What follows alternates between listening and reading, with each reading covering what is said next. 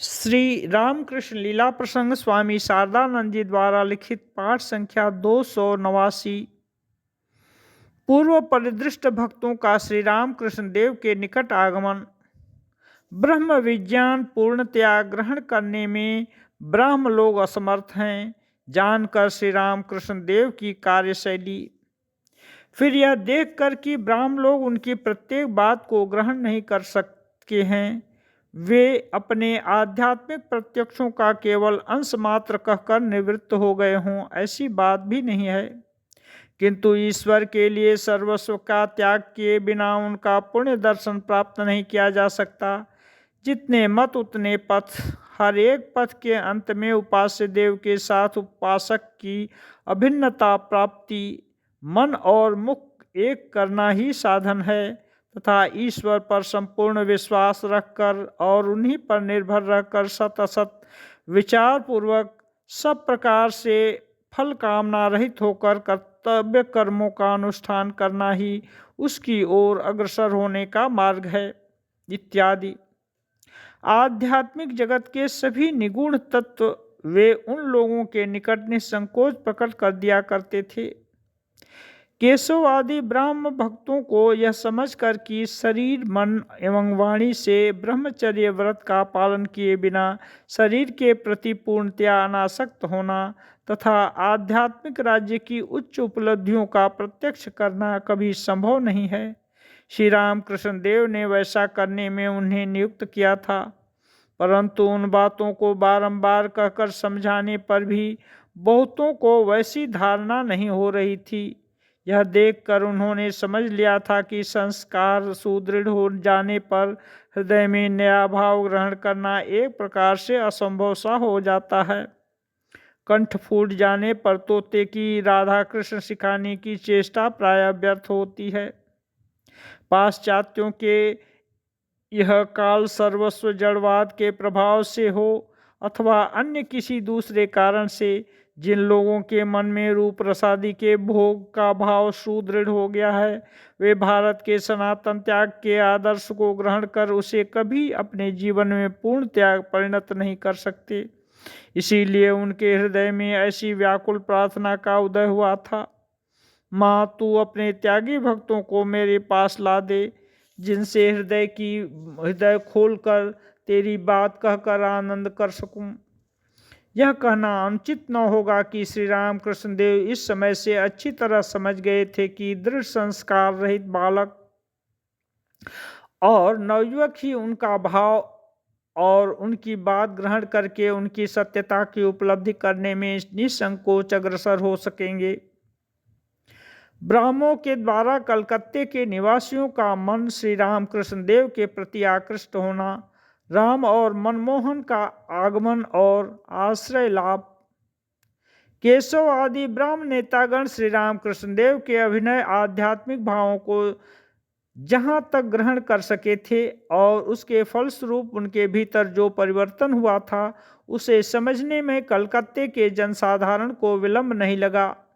फिर केशव आदि ब्राह्म नेता जब अपने समाचार पत्रों में श्री रामकृष्ण देव के आध्यात्मिक मतों के अलौकिकत्व और उनकी अमृतमयी वाणी का कुछ कुछ अंश प्रकाशित करने लगे, तब कलकत्ते के जनसाधारण श्री रामकृष्ण देव के प्रति अत्यधिक आकृष्ट होकर उनका पुण्य दर्शन लाभ करने के लिए दक्षिणेश्वर में आने लगे।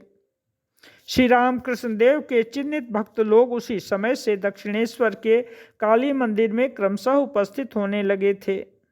हमने सुना है श्रीयुक्त केशव चंद्र के साथ श्री रामकृष्ण देव की प्रथम भेंट के लगभग 4 वर्ष बाद बंगाब्द सन 1285 सन 1879 ईस्वी के अंतिम भाग में श्रीयुक्त रामचंद्र दत्त और श्रीयुक्त मनमोहन मित्र नामक श्री रामकृष्ण देव के 2 गृहस्थ भक्त केशव परिचालित समाचार पत्र में श्री रामकृष्ण देव की बात पढ़कर उनके समीप आए हैं।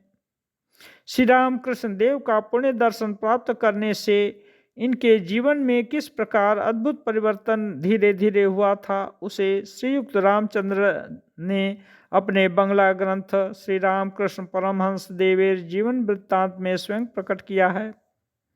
अतः उसका दोहराना आवश्यक नहीं है। संक्षेप में इतना ही कह देना यथेष्ट होगा कि ईश्वरार्थ में काम कांचन त्याग रूप श्री रामकृष्ण देव का जीवनादर्श पूर्णतया ग्रहण न कर सकने पर भी ये लोग उनके प्रति श्रद्धा और भक्ति के प्रभाव से त्याग के मार्ग में बहुत दूर तक अग्रसर हो सके थे।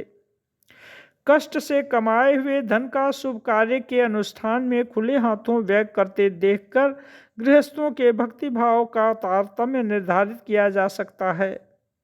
पहले गुरु के और बाद में इष्ट देवता के स्थान पर श्री रामकृष्ण देव को बैठाकर श्रीयुक्त रामचंद्र ने तथा उनके भक्तों को कलकत्ते में के शिमला नामक मोहल्ले के मकान में बारंबार लाकर उत्सव आदि में जिस उदारता के साथ खर्च करते थे, उसे देखकर प्रतीत होता था कि उनका भक्ति विश्वास क्रमशः कितना गंभीर हो गया था। श्री रामकृष्ण देव उनके संबंध में कभी कभी कहा करते थे, राम को अब इतना मुक्त हस्त देखते हो, जब पहले आया था तब वह इतना अधिक कृपण था कि मेरे इलायची लाने के लिए कहने पर उसने एक दिन 1 पैसे की सूखी इलायची लाकर मेरे सामने रख दी थी। इसी से राम के स्वभाव में कितना परिवर्तन हो गया है तुम समझ ही सकते हो। श्री रामकृष्ण देव के अद्भुत दर्शन और राखाल चंद्र का आगमन। जब श्री रामकृष्ण देव ने अपना समझकर राम और मनमोहन को निज अभय आश्रय में चिरकाल के लिए ग्रहण किया था, तभी उनकी अहेतुकी करुणा के अधिकारी होकर वे अपने को अत्यधिक कृतार्थ समझ चुके थे। संसार में ऐसा आश्रय मिलना कभी संभव भी है, यह बात उनकी कल्पना से भी परे थी। अतः कोई आश्चर्य नहीं कि अब से वे अपने रिश्तेदार या इष्ट मित्रों को उक्त आश्रय ग्रहण कराने की चेष्टा करने लगे।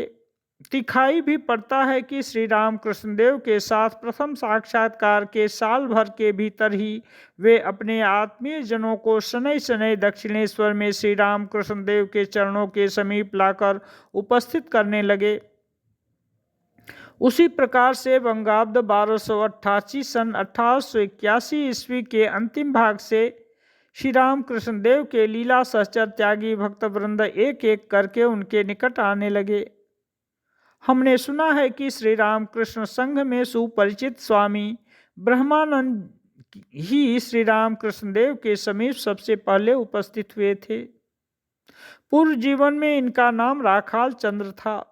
श्रीयुक्त मनमोहन की बहन से इनका विवाह हुआ था और विवाह के थोड़े ही दिन बाद वे श्री रामकृष्ण देव का नाम सुनकर उनके पास आए थे। श्री रामकृष्ण देव कहते थे, राखाल के आने के कुछ दिन पूर्व मैंने देखा था कि माँ श्री जगदम्बा एक बालक लाकर एकाएक मेरी गोद में बिठाकर कह रही हैं, यह तेरा पुत्र है। सुनकर मैं भय से सिहर कर कह उठा, यह क्या, मेरा पुत्र कैसा? उन्होंने हंसकर समझा दिया, साधारण सांसारिक दृष्टि से पुत्र नहीं, त्यागी मानस पुत्र। तब मैं निश्चिंत हुआ। उस दर्शन के बाद ही राखाल आया और मैं समझ गया कि यही वह बालक है